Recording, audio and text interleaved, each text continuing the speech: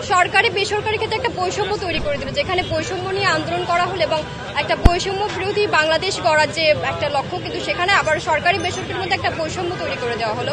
তো আমাদের সেই আজকে বাজেটটাকে যাতে বাতিল করে, আর আমরা সেই দাবিতে আমরা এখানে প্রোগ্রামটা করেছি। আমাদের যে 4 দফা দাবি, আমি আমাদের দাবিটা করছি।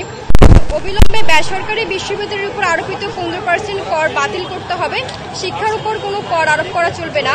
2, বেসরকারি বিশ্ববিদ্যালয় আইন অনুযায়ী অলাভজনক প্রতিষ্ঠান হিসেবে মুনাফা করে তার তদন্ত করতে হবে।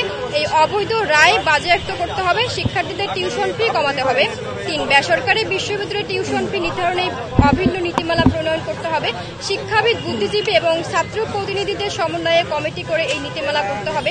4, বেসরকারি বিশ্ববিদ্যালয়ের মান এবং উচ্চশিক্ষার শর্ত পূরণে ইউজিসি ও সরকারের কার্যকর ভূমিকা পালন করতে হবে। আমাদের 4 দফা দাবি এই হচ্ছে।